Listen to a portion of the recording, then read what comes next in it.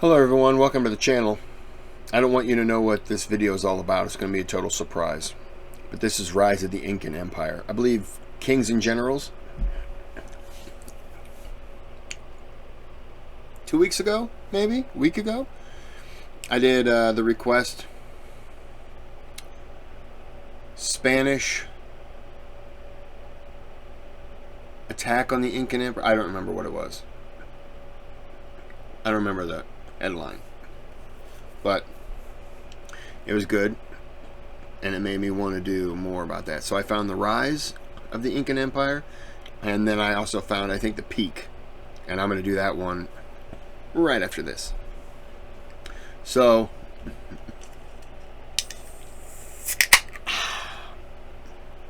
get your beverages ready. And let's go ahead and hit the play button right now. On the edge of western South America, wedged between Earth's driest desert, largest rainforest, and second highest mountain range, lay a sprawling empire. The Inca, through ingenious engineering and strict central planning, forged one of the world's most unusual empires. It was the largest empire in the pre-Columbian Americas, without a written language, the wheel, or money, and one of the only empires to stretch upwards rather than across. In this video, we will look at how the Inca rose to power from unknown origins and dominated their region.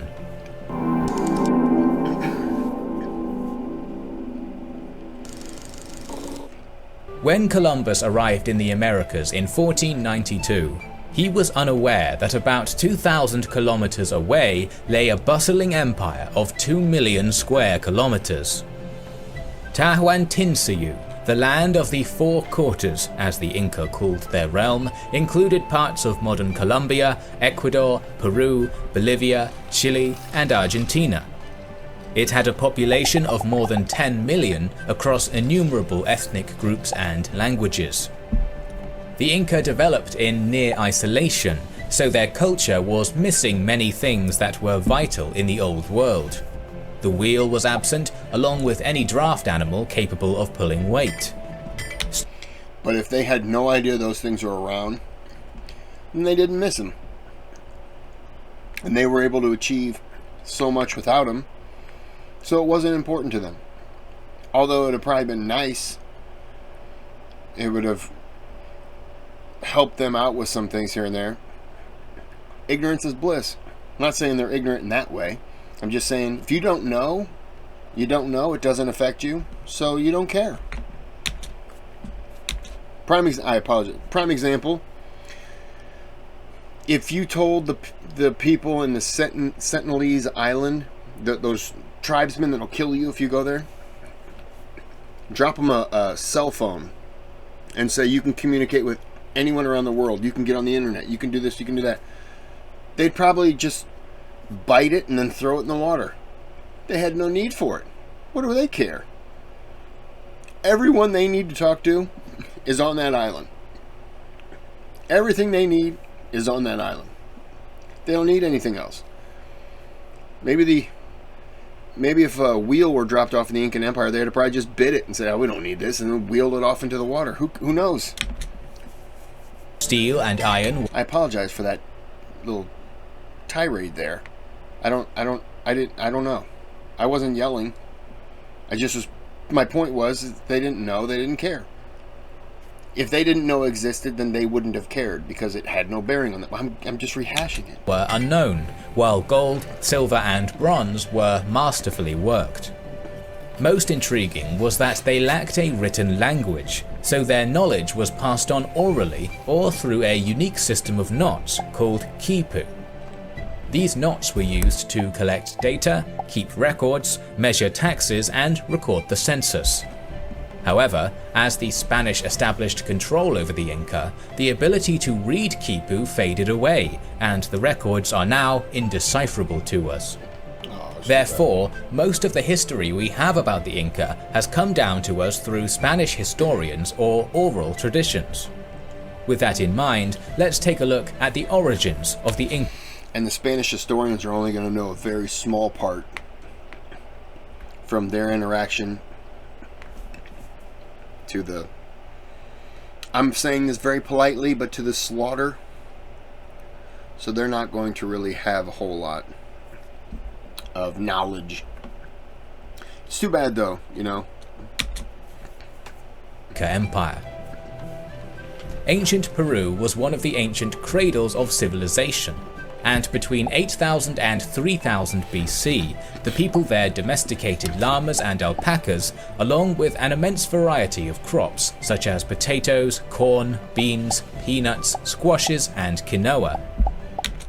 Peanuts. Interesting.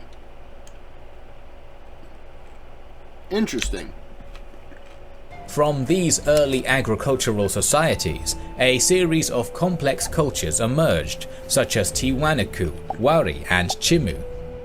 By 900 AD, states like Tiwanaku were erecting huge stone structures, building highways and canals, and maintaining a capital of 50,000 people at a time when London had around 30,000, all at 3,000 meters above sea level.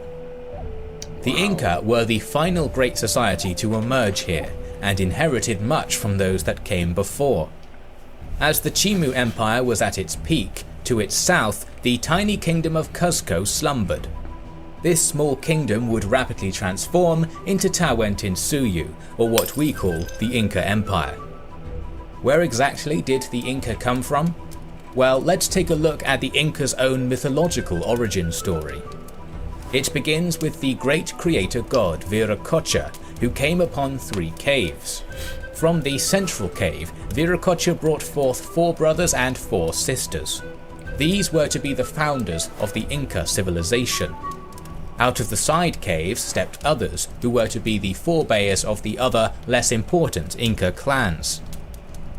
One of the brothers, Aya Manco, armed with a golden staff capable of testing soil, led his people on an exodus-like journey, at the end of which he was the only remaining brother. Upon entering the valley of Cuzco, the golden staff sank into the ground, and so his people settled there. The city of Cuzco was founded, and Aya Manco adopted the name Manco Capac. This is one of the many origin myths of the Inca. The myth would be regularly changed and updated for political reasons. I don't know anything about the Inca, but that is a fascinating story. I thought he was going to say, like, a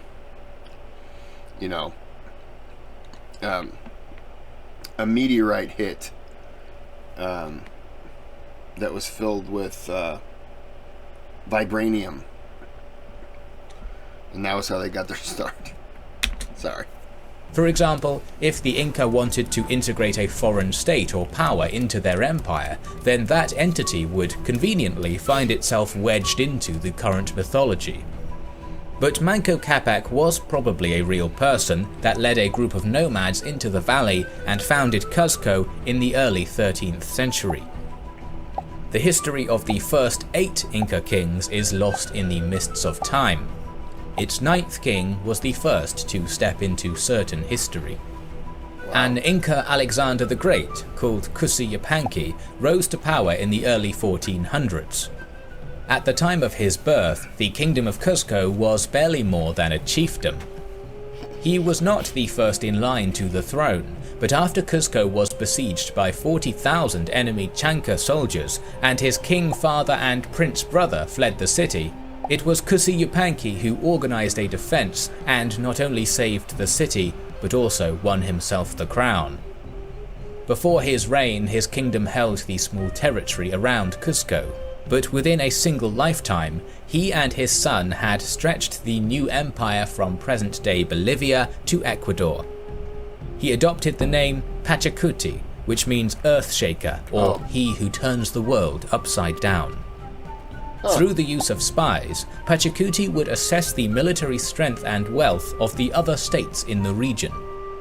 After collecting this information, he would send messages to the leaders of these states, attempting to persuade them to join his empire. He promised they would keep their position and would grow even more powerful. Luxury goods and riches would be poured upon them, only, however, if they submitted peacefully. If they accepted, the heirs of that ruler would be sent to the royal court in Cusco, whereupon they would be educated in an Inca fashion and raised to be perfect Incas. Once transformed, they were then sent back to rule their realms in a thoroughly Inca style. If they did not accept, they were usually crushed by the huge multi-ethnic army Pachacuti built.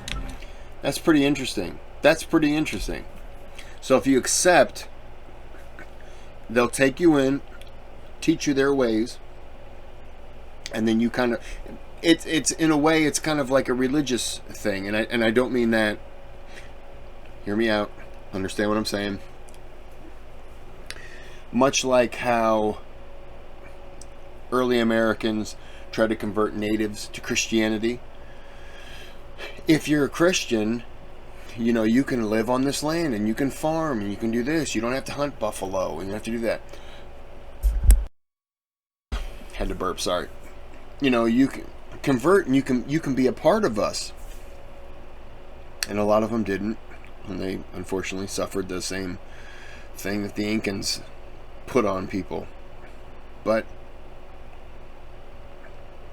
yeah, that's pretty cool. I mean, the incentive is you get training, you get riches, you maybe enrich the life of your people, or you die.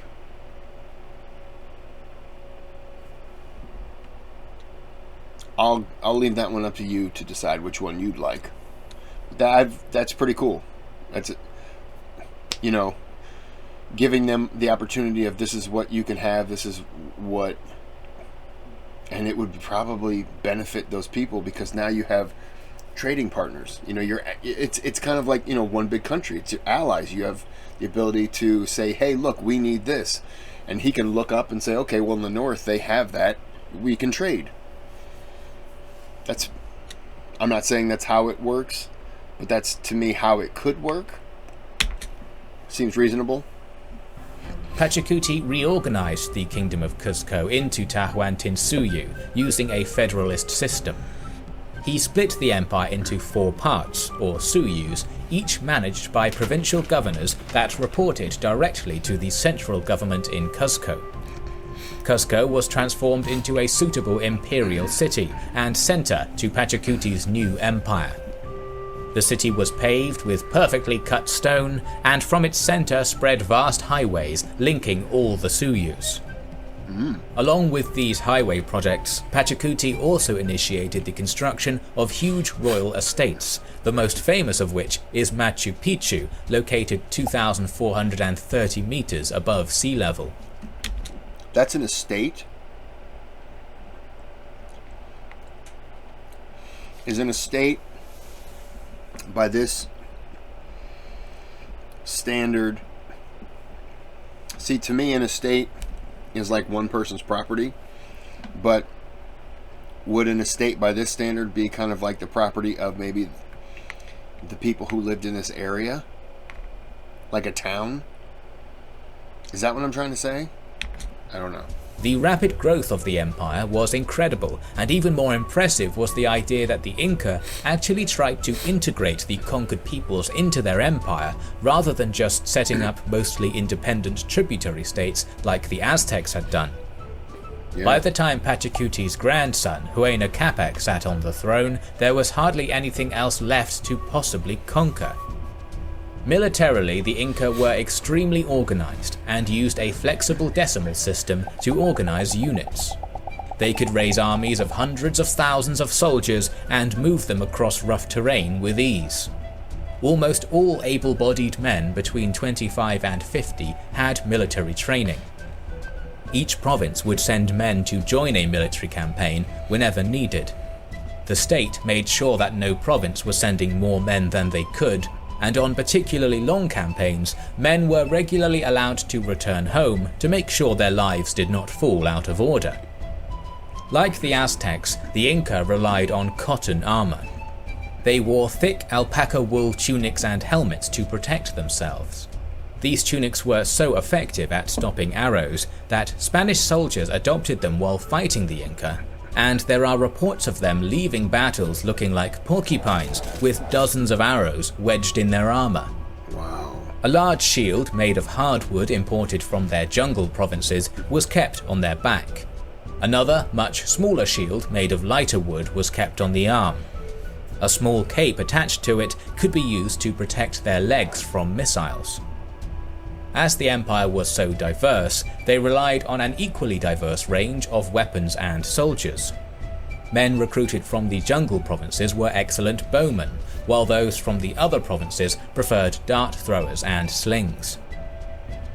For melee combat, the Inca had a varied arsenal. Spears, axes, clubs, star-headed maces, and halberds were the most common weapons and could be made from stone, bronze, or bone. The Inca were talented with bolas, which were multiple stones tied together that wrapped around an enemy's legs. These would be used effectively against the Spanish cavalry. The Inca used their military to expand Throw it and wrap around the horse's legs? their reach across the spine of South America, crushing resistance wherever it showed its head. In less than 100 years, they created the greatest empire in the Americas. But how did they keep it all functioning, and how did they keep 10 million mouths fed in a land of extremes?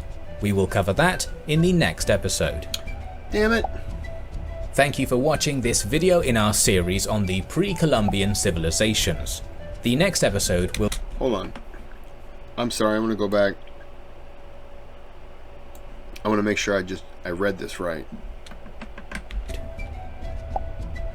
Charles C. Mann quoted a conquistador as saying that an Inca sling could break a sword in 2 pieces and kill a horse. Holy Thank you for watching this video in our series on the pre-Columbian civilizations. During the Spanish conquest, the Incan adopted Spanish technology and tactical. Okay, yeah. I would say that the natives in America adopted American ways of fighting in a way, but I would say we probably adopted more their style of fighting, and hiding behind trees and everything like that. I think that was probably smarter. I would say they adopted our fighting in horseback, because I don't believe there were horses here before. Could be wrong. Horseback, definitely, obviously the rifle. Sorry, the Spanish swords, shields, and helmets, and every Indian armed in this way charged on horseback. The Incan appeared on horseback among his people with his lance in his hand. Okay. Civilizations. The next episode will depict how the Inca civilization worked.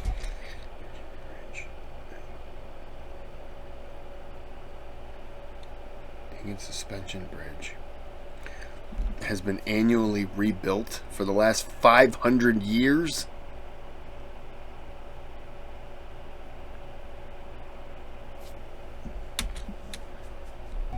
If you enjoy this series, please let us know in the comments below. We would like to express our God damn, I like this series. Rise of the Incan Empire. I want to get a book on the Incan Empire now.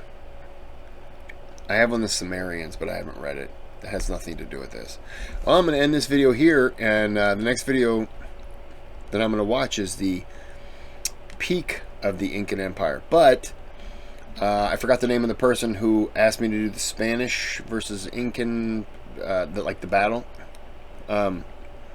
If you have more of the Incan stuff, I'm interested. I like this. I don't know much about them. They were fascinating, though. Wow. Okay, well, I'm going to go ahead and end it here. And